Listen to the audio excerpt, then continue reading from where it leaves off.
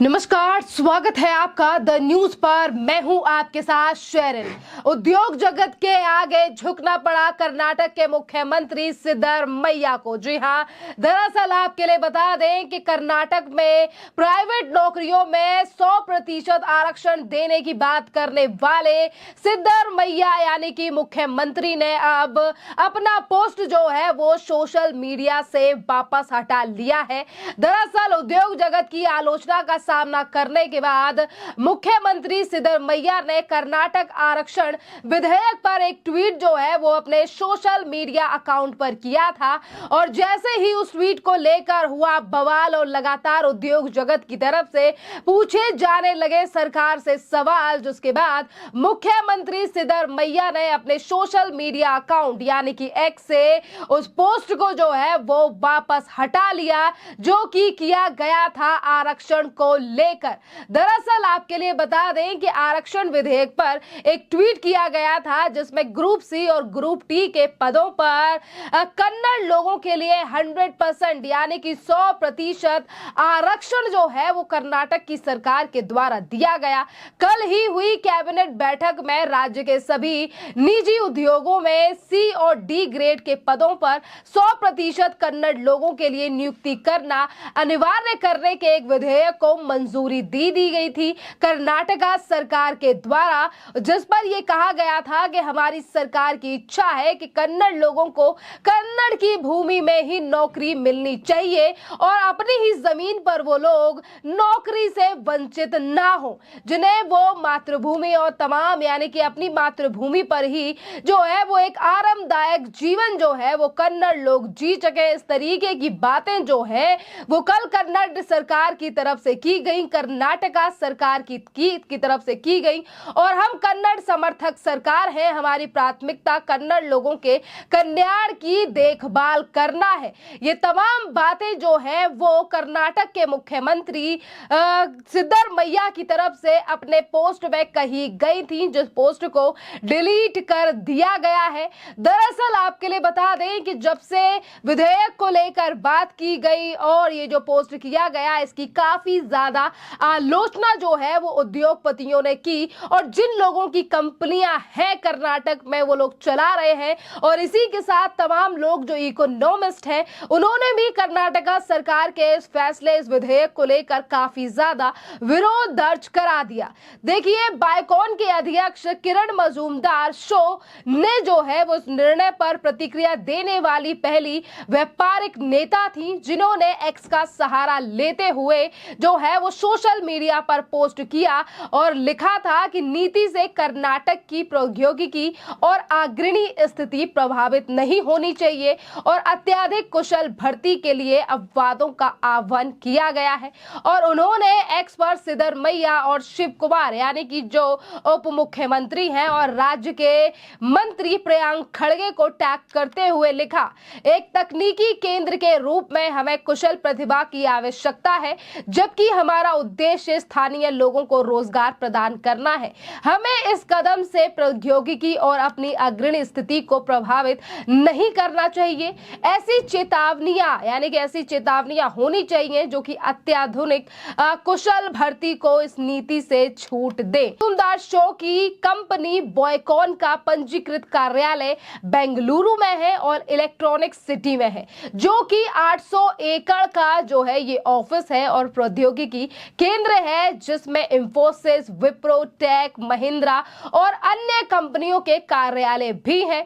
और बॉयकॉन एक वैश्विक जो है वो फार्मास्यूटिकल की कंपनी है जिसमें 16,500 से ज्यादा अधिक लोग काम करते हैं। देखिए, जिस तरीके से लगातार उद्योग जगत के लोगों ने कर्नाटक सरकार के इस फैसले को लेकर सवाल उठाए हैं तो इसी में नाम आता है इकोनॉमिस्ट मोहन दास पाई। जी हां, उन्होंने भी सरकार के इस फैसले को लेकर सीधा कड़ा रुख किया है।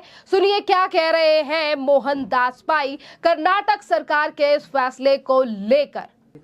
This draft bill is draconian, illegal, unconstitutional, undemocratic and fascist because of the conditions of the draft bill.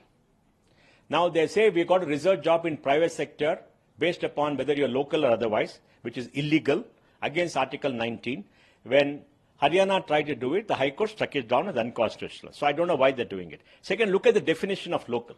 A local is a person who is born in Karnataka, domiciled for minimum 15 years, who can read, speak, and write Kannada. Okay? And if you don't have a Kannada as a third language in a school leaving certificate, it means that you have to pass a test from a nodal agency. Now look at me.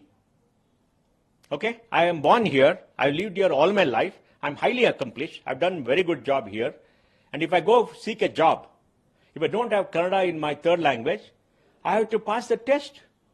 Why should I pass the test? Who are there to tell me whether I'm a local or not? I'm a local. This state belongs to me. My city belongs to me. How can they define me and say this is a local? It's illegal. It's against the constitution, against the citizenship norms. And then they say you have taken nodal test. What test is that? Why should anybody take a test? Of course, I got third language Kannada in my school certificate, but I can speak Kannada, but I can't read and write as easily. They say fluently. I mean, how can it work? And then they say, for any enterprise who got more than 100 employees, there'll be a government representative on the recruitment committee. How can they put a government representative? Is licensed Raj. Karnataka is a very corrupt state. All these inspectors will go down and take money. And then you've got all these violent elements in Karnataka will go down, beat up people and all that. And they do nothing. What have they done last time? Only after Farod they stopped it. Now this is draconian, illegal. There are no dearth of jobs in Karnataka. There is no discrimination against anybody. You ask any employer, when they hire people, they see whether you pass this test or you got a skill, whether you're male or female, they don't care. Whether you come from anywhere, they don't care. So long as the Indian citizen, they give you a job. Now ask yourself, if you look at the conditions, whether you will be a local. There are many people from the minority communities who have studied Urdu. They don't have Kannada in their school leaving certificate. So will they all be discriminated because they are not local? They're beating their own constituents, own supporters. Managing the safeguard of the Kannadiga people. Look, there are more jobs than people. If you want to promote Kannadigas for jobs, spend more money on higher education, train them, spend more money on skill development, spend more money on internships, spend more money on apprenticeship programs, so they all become skilled. Not like this. What are you trying to achieve by this? Nothing except thing. And I'm surprised. Chief Minister Siddaramaiah has been Chief Minister earlier. He's been finance. He knows everything. D.K. Shivkumar, Deputy Chief Minister for Bangalore, he's trying to build brand Bangalore and everything. He knows. He's a businessman. He's now trying to promote Ramnagara, South Bangalore to improve real estate business for everybody, including him. Now you think people will come here. Priyank Kharge was IT Minister, announced a very nice policy for GCCs, say we'll go beyond Bangalore, promote jobs. Now will they come with all this? And then MB Patil, our industry minister, went abroad, is trying to get investment. Will those investors come? They don't want condition. They don't want government officers sitting in their office. They don't like all that. They'll go elsewhere. It's a free country. Tamil Nadu has got a GC policy better than Karnataka. And Hyderabad has got better infrastructure than Bangalore. They'll go there. They're promoting. They'll all be jumping up and down as Karnataka shoots itself in the foot and destroys jobs. And no Kannadiga want this kind of thing. All Kannadigas are reasonable people who want the children to be educated. There are enough jobs for them. Today in the metro is going slow because there's no labor. All infrastructure companies are suffering. All infrastructure real estate companies in Bangalore are suffering because they're getting labor from outside because Kannadigas don't want to work there. They don't come. What do you do then? For all of them, you got to say, are you a Kannadiga? Are you this? And train it. What are you trying to do? Who has applied their mind? Is there a mind at all that has been applied to this? I don't know. It's a very draconian, very sad day. In one swoop, they destroyed the brand equity of Karnataka, brand equity of Bangalore, because whatever happens in Bangalore is broadcast all over the world. Today I had 50 to 60 calls and messages from everybody around the world asking what has happened to Karnataka. It affects people will stop coming, jobs will be destroyed, our children will not have good jobs.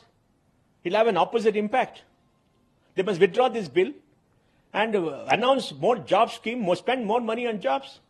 Today, look at the state.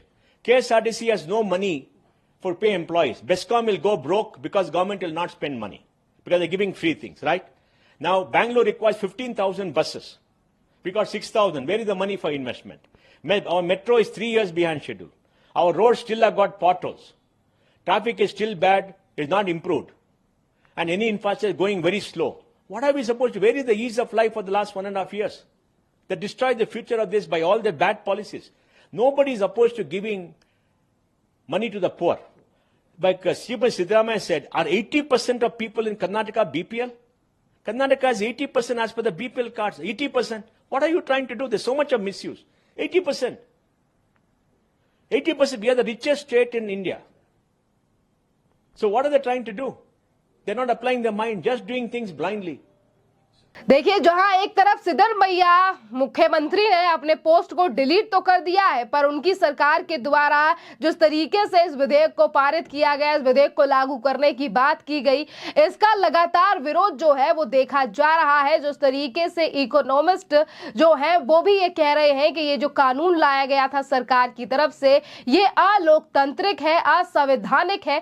जिस तरीके से तमाम प्रावधान जो है वो इस विधेयक में लिखे गए थे कि जिन लोगों को कन्नड़ आती हो उन्हीं लोगों को नौकरी दी जाएगी, या फिर 100% जो है वो उन लोगों को ये आरक्षण दिया जाएगा, क्योंकि बाहर से आए हुए लोग भी कन्नाडा में जो है, यानी कि कर्नाटक में कई सालों से पढ़ाई करते हैं, रहते भी हैं, पर वो पूरी तरीके से फ्लुएंट नहीं होते हैं कन्नड़ भाषा में। तो क्या इस तरीके से उन्हें अपना प्रमाण देना पड़ेगा कि वो कन्नड़ है या फिर नहीं? और इसी तरीके की तमाम बातों को लेकर सरकार के इस फैसले का जो है वो काफी ज्यादा विरोध भी हुआ, जिसके बाद श्रम मंत्री ने जो है वो उस पर सफाई भी दी है। के तौर पे 50% लोगों को रिजर्वेशन देने की बात हुई है और नॉन मैनेजमेंट लेवल में 70% लोगों को काम देने की बात हुई है।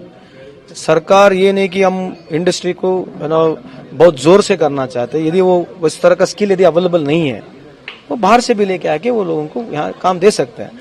बट जब लोकली यहाँ स्किल अवेलेबल है उनको प्रेफरेंस करना करके सरकार की एक नया कानून लेके आने की कोशिश कर रही है। नहीं, सर्वे की रिपोर्ट नहीं, वो लोग कभी देते नहीं ना, प्राइवेट सेक्टर वाले आज तक तो नहीं दिए। सरकार के सब जब आते हैं तो सरकारों के साथ बहुत प्यार मोहब्बत से बिजनेस होती है एंड वो बिजनेस होना भी चाहिए।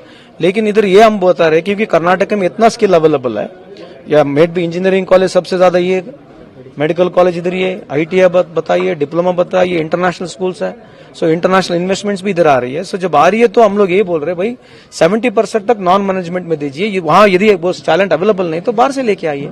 सो 50% मैनेजमेंट में दीजिए। सरकार के खिलाफ जा रहे हैं नहीं, उनके अभी सरकार के खिलाफ नहीं है, ये बिल के खिलाफ है, सरकार के खिलाफ नहीं है। सो ऑब्वियसली उनकी ऑपरेशन जो है, उनके जो भी राय है हम रेस्पेक्ट करते हैं उनको, we will talk to them, will understand in still a better way also। खैर, इस पूरे मामले पर आपकी जो भी राय हो आप भी हमें कमेंट कर जरूर बताइए। जिस तरीके से सिद्धरमैया मुख्यमंत्री ने अपने पोस्ट को डिलीट किया है और सरकार अपने ही लाए हुए कानून पर अब पूरी तरीके से फंसती हुई नजर आ रही है।